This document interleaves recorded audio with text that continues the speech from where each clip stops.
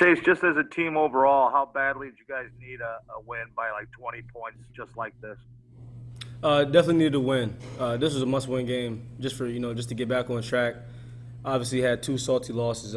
Just got outplayed in those last 2 weeks, but really, I think more so in the Carolina game, we kind of let that Detroit game really affect us. I mean, guys were just so sick to their stomach that we played that bad, and then we let a loss kind of carry over to the next week. So it was important for us just to come out, really get a rhythm as an offense as a whole, and just try to find a good win. And the defense obviously played their ass off for 10 points, giving up. Hey Chase, it looked like Cliff was doing a lot of juggling between you and Kenyon. How do you guys play off each other when that's happening and you guys are having success and then the other person comes in? Yeah, I think it's a good thing for both of us. KD has his role for the team. I have my role for the team. Kind of just try to play off each other and really just really do the best job that we can do when our number gets called. I think it also just it's a little bit of a difficult mismatch for the defense because usually when you play 20 personnel, meaning two running backs, you kind of have to stay in base. So it'll be in like three linebacker sets, and then that gives us the ability to split me out wide, usually on a linebacker, and then it lightens up the box for Katie as well. So it kind of just helps each other out. So Chase, after the last 2 years, do you feel like you own a piece of MetLife Stadium now? I wouldn't say own a piece of MetLife, but it definitely feels good just to come back here. Obviously, no fans this game, but always feels good to come back to New York City, man. Obviously I had a good career at Fordham University, so got a lot of family and friends up this way, and I do have a nice little feeling with that stadium, MetLife. Next up, Craig, Catherine, and Kent. Chase, there's been a lot of talk about these early starts on the East Coast with the Arizona Cardinals in particular. Do you guys as players notice a difference between that early start at 10 a.m. Arizona time versus a later start?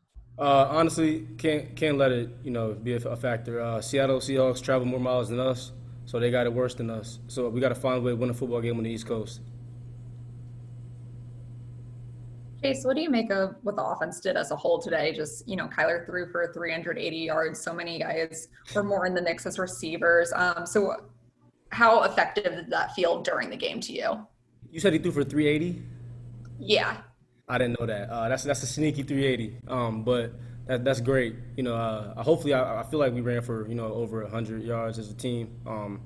So when you can get balanced like that, that's a great job as an offense. We still got to find ways to just kind of put a team away. Like early in the second half, we had two drives where we could have just kind of put the game out of reach or really just put our foot on their neck.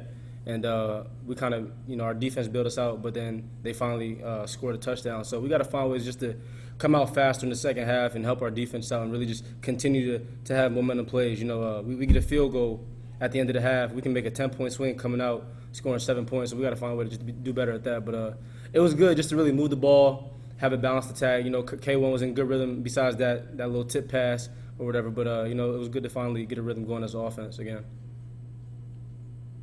Chase, that touchdown run, two-part question. Was that at all similar to any of the ones you made at MetLife last year? And two, what makes that play work? I don't think it was similar to none of the plays because the touchdowns I ran at MetLife last year were all like outside zone scheme. This one we kind of just ran an inside zone scheme, and New York they play a lot of man-on-man. So we motioned the tight end from the left coming right, and he's cutting off the DN to the backside. Well, the nickel Sam has the tight end man-on-man, so when he's motioning, the nickel Sam's looking at Darrell, who's the tight end the whole way.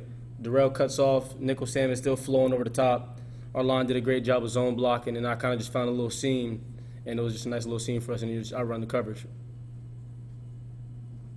Chase, you guys did have more than 100 yards rushing too, as 127, but also to have the 3 touchdowns. You, Kyler, Kenyon, what does that say about the versatility of that group as far as Yeah, we can kind of hit you from anywhere, and that's a good thing to have as an offense. You got some teams where it's kind of just the run game is really one guy, or maybe two guys, but we kind of have a three-headed monster. Hopefully, is what we're trying to build on early in this season, where we got guys can just get in rhythm, and it doesn't really matter who's the ball carrier as long as we got success going with it. So I think it's a whole new dimension for a defense when they got to really say, okay, they got 3 guys that can really carry the ball in different ways. It's harder to defend us, so we got to continue to just build on it, and it helps the passing game a lot as well.